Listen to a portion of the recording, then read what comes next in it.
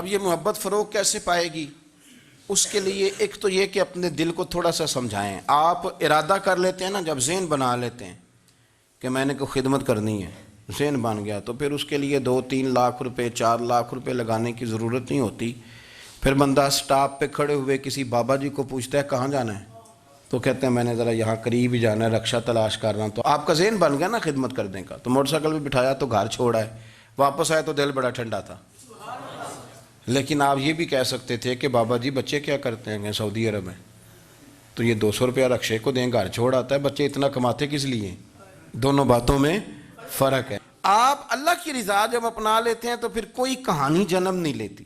لیکن جب یہ رنگ نہیں ہوتا، پھر کہانیاں ہیں، پھر داستانیں ہیں، پھر بڑی بڑی باتیں، پھر بڑے بڑے لمبے لوگوں کے پاس پلاننگ ہے. اس طرح نہ کریں. اور ایک تو یہ کہ خود اپنے دل میں اچھی سوچیں رکھیں. دوسرا یہ کہ لوگوں کو بھی کہیں. جب آپ کے سامنے لوگ بات کر رہے ہوتے ہیں نا، میرے سامنے ایک صاحب نے کہا کہ وہ ہمارے جو محلے کی مسجد ہے نا، اس کا خزانچی مولوی صاحب کے ساتھ مل کے 40 لاکھ روپیہ کھا گیا. میں نے اسے کہا یار بڑی پکی فگر یاد ہے تجھے، پورے 40 لاکھ ہی کھا گیا اور طے ہے. تو میں نے کہا کوئی اس کی دلیل؟ کہنے لگا جی وہ بڑے پیسے کھائے ہیں، سب کو پتہ ہے. میں نے کہا سب کو پتہ ہونا کام نہیں، اس پر باقاعدہ شرعی گواہ ہونے چاہیے. کہہ دیتے ہیں نا ہم. میں نے اسے کہا کہ چلو چھوڑو ساری باتیں، تم نے کتنے دیے تھے؟ کہنے لگا میں نے تو کوئی نہیں دیا. تو میں نے کہا اگر تو نے کو دیا تو چل میرے ساتھ، میں تیرے تو واپس کراؤں، اور اگر تم نے نہیں دیا تو پھر اللہ سے ڈر. اس لیے کہ بہتان بڑا سخت جرم ہے، صبح قیامت اس کا بڑا سخت حساب دینا پڑے. اللہ سے ڈر.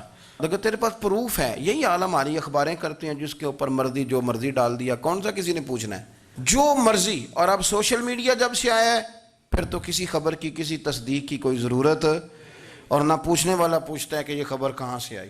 بہت سارے لوگوں کے مرنے کی خبریں چھپ جاتی ہیں اور وہ وضاحت کر رہے ہوتے ہیں نہیں جی میں بالکل موجود ہوں، میں بالکل زندہ ہوں، کوئی ایسا مسئلہ نہیں ہے. تو اس طرح جب کوئی بندہ کر رہا ہو تو پھر آپ کیا کریں؟ پھر اس کو سمجھائیں. میں نے بھی اس دوست سے گزارش کی، میں نے کہا آپ غلط ٹریک پہ چڑھے ہوئے ہیں، یہ طریقہ درست نہیں ہے. اگر آپ کے پاس پروف ثبوت ہے تو پھر بھی مجھے بتانے کی ضرورت نہیں تھی.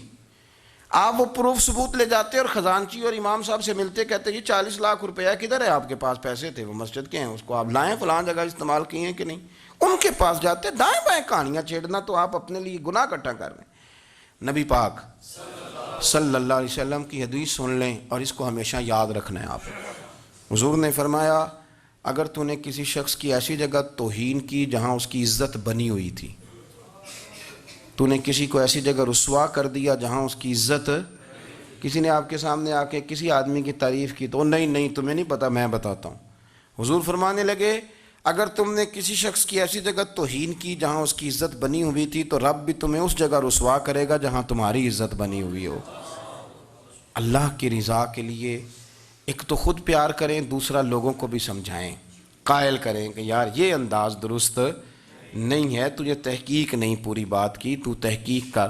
دعا کرتا ہوں اللہ میرے ملک کو، میرے وطن کو، امت مسلمہ کو محبت، پیار اور خلوص کی توفیق عطا فرما.